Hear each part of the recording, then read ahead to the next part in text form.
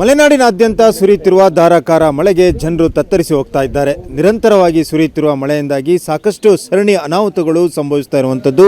ಚಿಕ್ಕಮಗಳೂರಿನ ಕೊಪ್ಪ ತಾಲೂಕಿನ ಬಸರಿಕಟ್ಟೆ ಎಂಬಲ್ಲೂ ಕೂಡ ಭಾರೀ ಪ್ರಮಾಣದಲ್ಲಿ ಭೂಕುಸಿತವಾಗಿರುವಂಥದ್ದು. ಆ ದೃಶ್ಯಗಳನ್ನು ಕೂಡ ನೀವೀಗ ನೋಡಬಹುದಾಗಿರುವಂಥದ್ದು. ಮೇಲ್ಭಾಗದಿಂದ ಸರಿಸುಮಾರು 60 ಅಡಿಗಳ ಎತ್ತರದಿಂದ ಕೆಳಭಾಗದವರೆಗೂ ಕೂಡ ಮಣ್ಣು ಕುಸಿತವಾಗಿರುವಂಥದ್ದು.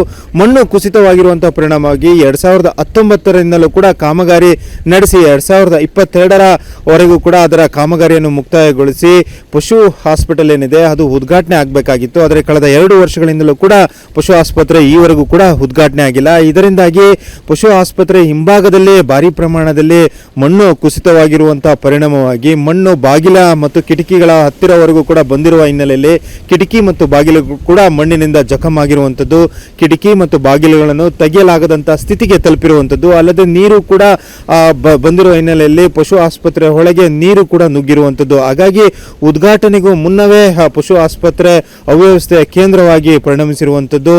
ಲಕ್ಷಾಂತರ ರೂಪಾಯಿ ಖರ್ಚು ಮಾಡಿ ಸರಿಸುಮಾರು 34 ಲಕ್ಷ ರೂಪಾಯಿಗಳನ್ನು ಖರ್ಚು ಮಾಡಿ ಪಶು ಆಸ್ಪತ್ರೆಯನ್ನು ಕೂಡ ನಿರ್ಮಾಣ ಮಾಡಲಾಗಿರುವಂಥದ್ದು. ಮಲೆನಾಡಿನಾದ್ಯಂತ ಜನರಿಗೆ ಅಗತ್ಯವಾಗಿ ಬೇಕಾಗಿರುವಂಥದ್ದು ಪಶು ಆಸ್ಪತ್ರೆ. ಯಾಕೆಂದರೆ ಮಲೆನಾಡಿನ ಗಿಡ್ಡ ಅಂತಹ ಪ್ರಾಣಿಗಳು ಅಂದರೆ ಹಸುಗಳನ್ನು ಕೂಡ ಇಲ್ಲಿ ಸಾಕಣೆ ಮಾಡಲಾಗುತ್ತದೆ. ಅಂತಹ ಪಶುಗಳಿಗೆ ಮತ್ತು ಹಸುಗಳಿಗೆ ಒಂದು ಆರೈಕೆ ಮಾಡಬೇಕಾದ್ರೆ ಪಶು ಆಸ್ಪತ್ರೆ ಬೇಕಾಗಿರುವಂಥದ್ದು. ಹಾಗಾಗಿ ಸರ್ಕಾರ ಇಲ್ಲಿಗೆ ಅಗತ್ಯವಾಗಿರುವಂತಹ ಪಶು ಆಸ್ಪತ್ರೆಯನ್ನು ಮಂಜೂರು ಮಾಡಿತು. ಆದರೆ ಆ ಪಶು ಆಸ್ಪತ್ರೆ ನಿರ್ಮಾಣವಾಗಿ 2 ವರ್ಷವಾದರೂ ಕೂಡ ಈವರೆಗೂ ಕೂಡ ಉದ್ಘಾಟನೆ ಮಾಡಿಲ್ಲ. ಅದರ ಜೊತೆಗೆ ಹಿಂಭಾಗದಲ್ಲಿ ಒಂದು ತಡೆಗೋಡೆಯನ್ನು ನಿರ್ಮಾಣ ಮಾಡಬೇಕಾಯಿತು. ಆದರೆ ಕನಿಷ್ಠ ಪಕ್ಷ ಅಧಿಕಾರಿಗಳು ಅತ್ತ ಗಮನ ಹರಿಸಿಲ್ಲ. ಹಾಗಾಗಿ ಮೇಲ್ಭಾಗದಲ್ಲಿ ಅಂದರೆ ನಿರಂತರವಾಗಿ ಸುರಿದ ಮಳೆಯಿಂದಾಗಿ ಮಣ್ಣು ಕುಸಿತವಾಗಿರುವಂಥದ್ದು ಮೇಲ್ಭಾಗದಲ್ಲಿ ನೋಡಬಹುದಾಗಿದೆ. ಇದೇ ರೀತಿ ಮಳೆ ಸುರಿದಂಥ ವೇಳೆಯಲ್ಲಿ ವಿದ್ಯುತ್ ಕಂಬಗಳು ಕೂಡ ಇರುವಂಥದ್ದು. ಪಕ್ಕದಲ್ಲೇ BSNL ಟವರ್ ಕೂಡ ಇರುವಂಥದ್ದು. BSNL ಟವರ್ ಮಲೆನಾಡಿನ ಒಂದು ಕೊಂಡಿ ಅಂತಲೇ ಹೇಳ್ಬೋದಾಗಿರುವಂಥದ್ದು.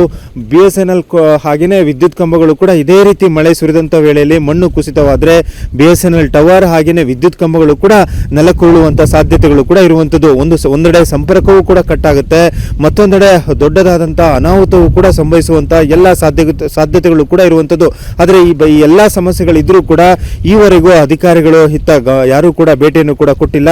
ಕನಿಷ್ಠ ಪಕ್ಷ ಆ ಮಣ್ಣನ್ನಾದರೂ ತೆರವುಗೊಳಿಸಿ ಪ್ಲಾಸ್ಟಿಕ್ ಅನ್ನು ಒದಗಿಸುವ ಅಂದರೆ ಅದಕ್ಕೆ ಮುಚ್ಚುವಂಥ ಕೆಲಸವನ್ನಾದರೂ ಅಧಿಕಾರಿಗಳು ಮಾಡಬೇಕಾಗಿತ್ತು. ಆದರೆ ಈವರೆಗೂ ಕೂಡ ಅಧಿಕಾರಿಗಳು ಇತ್ತ ಗಮನ ಹರಿಸಿಲ್ಲ. ಒಟ್ಟಾರೆ ಮಲೆನಾಡಿನಲ್ಲಿ ನಿರಂತರ ಮಳೆಯಿಂದಾಗಿ ಸಾಕಷ್ಟು ಸರಣಿ ಅನಾಹುತಗಳು ಸಂಭವಿಸ್ತಾ ಇರುವಂಥದ್ದು. ಅದರ ಜೊತೆಗೆ ಈಗ ಪಶು ಆಸ್ಪತ್ರೆ ಉದ್ಘಾಟನೆಗೂ ಮುನ್ನವೇ ಪಶು ಆಸ್ಪತ್ರೆ ಈಗ ಅವ್ಯವಸ್ಥೆಯ ಒಂದು ರೀತಿ ಕೇಂದ್ರವಾಗಿ ಪರಿಣಮಿಸ್ತಾ ಇದೆ ಅಂತಲೇ ಹೇಳ್ಬೋದಾಗಿರುವಂಥದ್ದು. ಮೇಲ್ಭಾಗದಿಂದ ಭಾರೀ ಪ್ರಮಾಣದಲ್ಲಿ ಮಣ್ಣು ಕುಸಿತವಾಗಿರುವಂತಹ ಪರಿಣಾಮವಾಗಿ ಪಶು ಆಸ್ಪತ್ರೆ ಹಿಂಭಾಗದ ಬಾಗಿಲುಗಳು ಕೂಡ ಜಖಮಾಗಿರುವಂಥದ್ದು. ಉದ್ಘಾಟನೆಗೂ ಮುನ್ನವೇ ಪಶು ಆಸ್ಪತ್ರೆ ಜನರಿಗೆ ಉಪಯೋಗಕ್ಕೆ ಬಾರದಂಥ ಸ್ಥಿತಿಗೆ ತಲುಪಿರುವಂಥದ್ದು.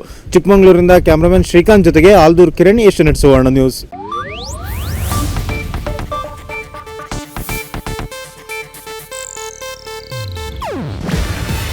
ಇದು ಏಷ್ಯಾನೆಟ್ ನ್ಯೂಸ್ ನೆಟ್ವರ್ಕ್ ಪ್ರಸ್ತುತಿ. ನೀವು ನೋಡ್ತಿದ್ದೀರಾ ಏಷ್ಯಾನೆಟ್ ಸುವರ್ಣ ನ್ಯೂಸ್.